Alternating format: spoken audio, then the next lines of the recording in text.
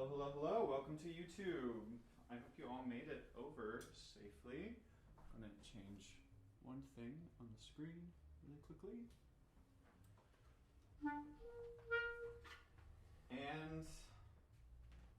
And we're off. Sorry, I'm full of really terrible dad jokes because I'm a youth coach when I'm not playing bassoon. And there's something about being around a bunch of preteens that makes me want to make really terrible jokes. So if I make you cringe a little bit over the course of the concert, that's on me. But you ready to start us off? Yeah, great. Hi, good evening. Welcome. We're Trio212. My name is Ian Tyson. We're going to start with a piece that was written for this group of instruments. Reed trio, oboe, clarinet, and bassoon. It kind of got its start at the beginning of the 20th century, and we're going to start with a piece by Jacques Ibert, who was part of the 6 composers who really kind of started a lot of the French music of the early 19th hundreds.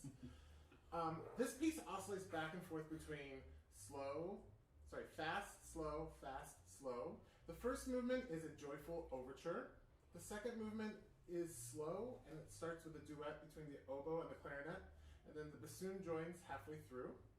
The third movement is back to fast. It's a quick gigue, which starts with the clarinet. The fourth movement is back to slow. It has kind of all 3 voices work individually as a solo line, but then together works to create a beautiful texture, kind of like a kaleidoscope. And then in the final movement is a fast march. So we hope you enjoy Ibert's 5 pieces.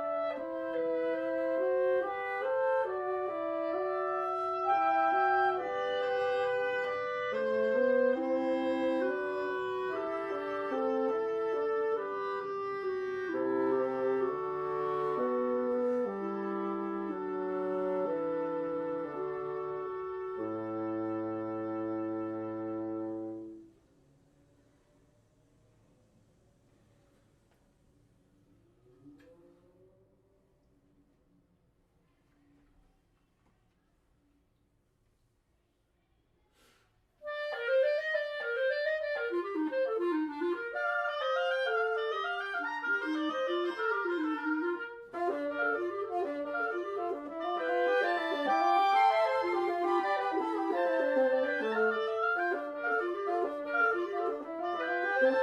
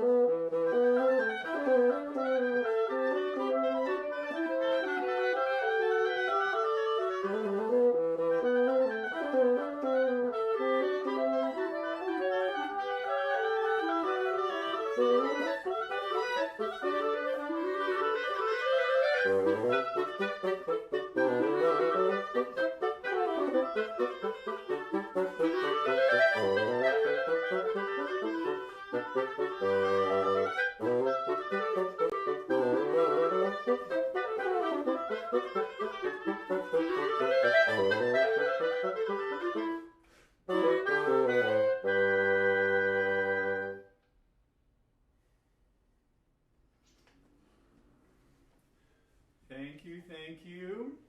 So that was Iber's 5 pieces in trio. And now we're moving on to something that's, I think, just as bombastic and jovial as that piece was, but with a little bit more edge to it. There's a little bit more of that jagged French sensibility, a little bit of an elbowing feeling. Now, give me one moment. I'm just going to try to blow some of the air out of one of my tone holes really quickly before I present this next piece, which is written by French composer Jean Francais, who died in 1997. So a lot of us were, I think actually all of us who were in the audience and certainly here were alive when he passed away. Sorry. I know. We've been reminded of our age a lot today, so that's hence the laughter. But this piece is really a staple of the Reed trio repertoire. The Trio212, as the French would call it. There isn't a whole lot of repertoire, as Mark was saying in the pre-concert talk, there isn't a whole lot of rep that is written specifically for us.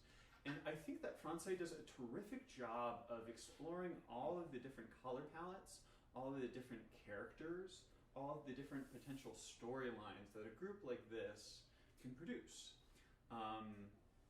So this piece is in 4 movements. It's called Divertissement. The first movement is kind of like, it begins in this very, I'm walking through the Parisian alleyways, I'm walking through the Parisian streets. I don't necessarily have a care in the world. I might be looking into window shops. I might be window shopping. And then all of a sudden, the second half of the movement, here comes this kind of bombastic experience. So you can imagine kind of being caught in traffic or being bumped into by a bunch of people that are going about their way, and then the movement ends again with that more contemplative walking tempo. Now, the second movement is what I believe to be straight out of a bar scene from a movie or a cartoon. There are drunkards that are making a lot of noise. There's a lot of motion that's happening. It's a busy bar. It is not a COVID-friendly bar that the scene is happening in. There are tons of people. Folks are bumping into each other. They're spilling drinks on each other. There might be a couple of fights. It's a very energetic movement. And I think it's easy to picture the type of scene that it might underscore. Now, that third movement takes us out of the bar.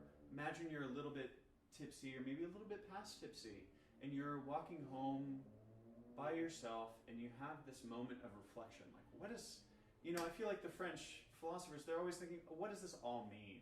So maybe you're having that moment in the third movement, which is a grave tempo, it's an elegy, and you're being a lot more reflective on, 1, what just happened, and 2, what am I doing here? What is my purpose? All that kind of stuff. But all that contemplation comes to an end when, say you see another bar and you want to go in for another drink. That's the fourth movement. So we return to the fun, we return to that energetic exchange between personalities and voices. And I really like to think of this piece as very quintessentially French and Parisian, in the sense that it evokes this character of wonder, of curiosity, of busyness, of sophistication, all in the matter of 10 minutes. So, without further ado, this is Jean Francais' Divertissement, which was written in 1947.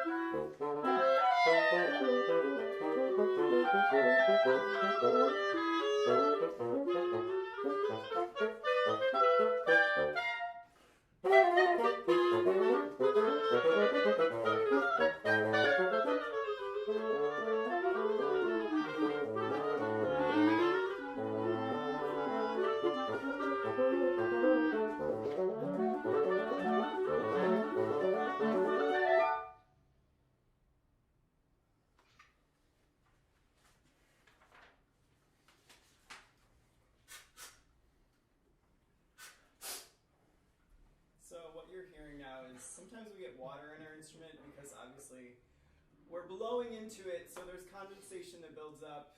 It's the most annoying thing. We apologize. Yes, and that condensation can prevent certain notes from coming out. Yes. And part of being a professional is you just let those notes go because, you know, who's going to remember other than myself? So on to this pensive movement of this piece.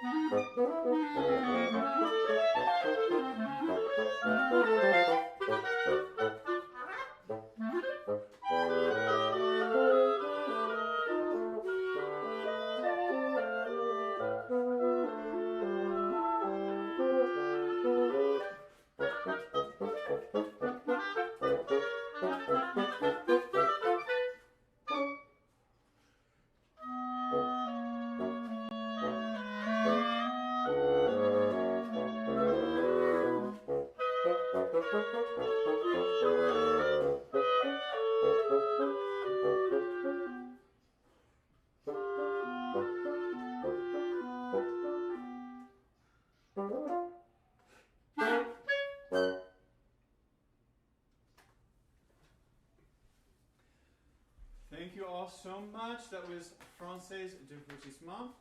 What we're going to do right now is we're going to just take a second to swab out our instruments.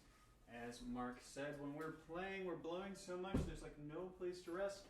Our instruments warm up and it creates condensation, which can then prevent notes from coming out. And that's something I'm doing with right now. So we're just going to do a quick swab. And while we do that, I'll talk about what our mission is as a group. So our mission as a Reed Trio is to concertize across digital platforms on a regular basis to make chamber music and classical music as a whole more accessible to audiences. So we understand that people engage with music in different ways, and the way that a lot of people engage with music in their day-to-day lives is that as kind of semi-active background. So they might want to be doing something other than sitting in a concert hall, focusing on being still and quiet.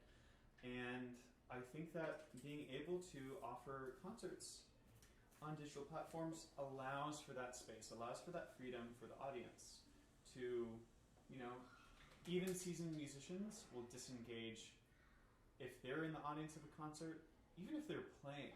And that's totally normal. And I think that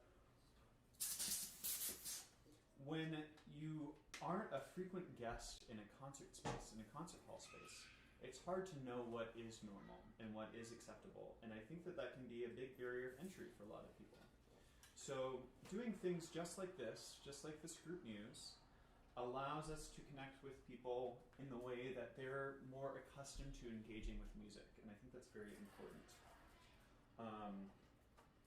Now, if you like what you are hearing tonight, we do have a website that our lovely clarinetist Ian put together for us. It is www.trio212.com. We post all of our upcoming events on that website. And we have been doing monthly fireside concerts, which this is part of that series. Since November, we have not missed a single month, which is pretty impressive, being able to do a completely new program every month. Sometimes more than one. Sometimes more than one program. Yeah, we've been keeping ourselves pretty busy the past couple of months. And we are taking a little bit of a break next month, and we're going to be offering our audiences a pre-recorded concert that we recorded earlier in April. So we hope to see you there, and stay tuned for our future live stream events. But now we are going to get into the second half of the program, and if you hear, trucks rolling by or kids screaming outside, welcome to New York. It's all part of the charm of living in this wonderful city. Yes, we are based in New York City. We all live in Upper Manhattan, so this is one way that makes this possible for us. But we're going to jump back into our program now. If you are arriving back from the bathroom, arriving back from getting a drink, we are going to reconvene with some Huguenin. Now, Charles Huguenin is a composer that we don't know much about, but he wrote 2 trios for this instrumentation. The one we're playing is very cute and charming, which is why we love to play it, and the other one is about some animals interacting. It's very interesting. We might play it in the future, you never know. But Josh has a very vivid and specific interpretation of the Francais, which I think is amazing. I think this whole program is very visually appealing in your mind. When you listen, you can hear different things. And I'd be interested to hear what you all are envisioning when you're hearing this and during our Q&A at the end. This one for us is, like I said, very cute, very quaint, and it's 4 movements. The first is the marchetta, the second is the Sicilian, the third is the minuet, and the fourth is the petite gavotte. So we hope you enjoy this trio by Charles Huguenin.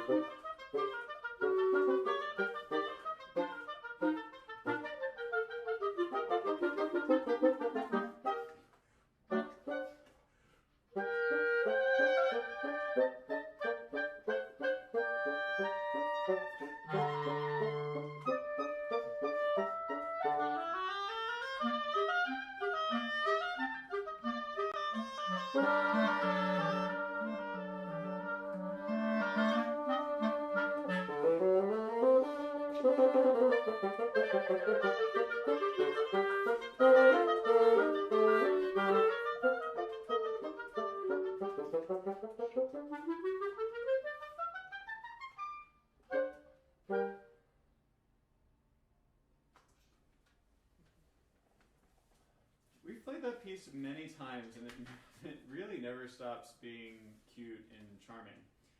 Hopefully you enjoyed that. You know, in that last movement, when we would do these house concerts, you know, Ian and Mark and I talked about, how do we like ham it up a little bit? How do we give a little extra to the audience? And there are these dissonant notes that the clarinet has in that last movement, where he goes da, and we used to have Ian point his horn at an audience member or at us, and it always got a couple of laughs. Yeah, it shocked a lot of people. Yeah, you've shocked me, in fact, in performance before. Now, the last piece on our program, on our April in Paris program, is a piece by Georges Auric. Now, some history on Georges Auric as a composer. He was also part of Les Six, which was a group of composers in Paris that were generally well-to-do and influenced each other. And he started his composing career writing more abstract, kind of ethereal works that didn't necessarily have a particular melody. Maybe a melody line would come in and out, but it wouldn't be this continuous theme. And then he discovered movies, the magic of movies and television, and he started writing film scores, and he really took to that type of writing, that more programmatic style of composing later on in his life. And you will definitely hear that movie influence in this piece. So we love to end our French program, our French Trio program, with this piece because I think it evokes a lot of nostalgia with the audience. It really feels like it could be out of a Tom and Jerry episode or a Looney Tunes episode, in that there's so much distinct activity between the voices. There seems to be many options of clear narratives that the audience can be imaginatively participating in. And that's one of the reasons why we really love this piece by Auric. It gives, although there aren't specific programmatic notes as to what it might be depicting, it is so clear in its writing that you can envision a story in your head very easily. Now, the first movement is going to be a little bit of a cat and mouse movement, just to re-reference Tom and Jerry. Again, very quick. There are some lines that kind of chase each other, and then the character changes a few times as we go on through the movement, and then we get a nice recapitulation towards the end of that first theme. The second movement is, I think, a little bit out of place in this, in the positive feelings side of this program, in that it's a little bit of, it's kind of like a demented lullaby. It will still lull you to sleep, but you might have nightmares. I think it's a really beautiful movement, and it showcases the lyricism of all three instruments, but especially of the oboe. It kind of reminds me of when, like, if the mouse was sleeping and the cat was lurking in the background. So it's beautiful, but it also has this little twist of, like, dementedness to it. Yeah, there's a darkness. There's a darkness there. There's something going on. And then the last movement goes back to that more joyous, upbeat feeling. The tempo marking that we have is vif et joyeux, so lively and joyously. And we hope there are also a lot of character changes that happen in the finale, so be prepared for that. It's a lot of quick shifts in tone and mood, so it might be jarring to you, but just imagine a scene shift in a cartoon and it will feel a lot more palatable. Now, again, this is Ulrich's Trio in 3 movements, and I'm just turning my pages back to the first movement, and this will mark the end of our program. So if you have any questions or comments or anything, please do stick around for the post-concert Q&A. We really enjoy the Q&As. It's no pressure. You don't have to, if you have somewhere to be, you don't have to stay. But we really do get a lot out of being able to see your faces and interact with you on a more personal level. Because it's one thing to sit here and perform and present a program, and it's another thing to be able to connect with and communicate with the audience directly. So we hope to see you at the Q&A after this piece.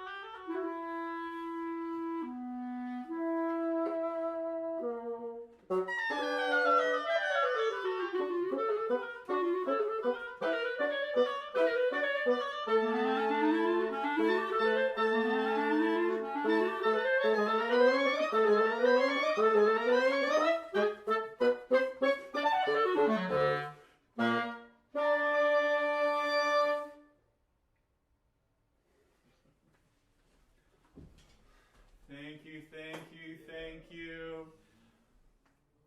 We deeply appreciate you all taking the time today on your Saturday nights. We know that there are hundreds of other things you could be doing other than listening to a reed trio on your computer, so we're very grateful that you made the time for us, and we're looking forward to seeing you in the post-concert Zoom.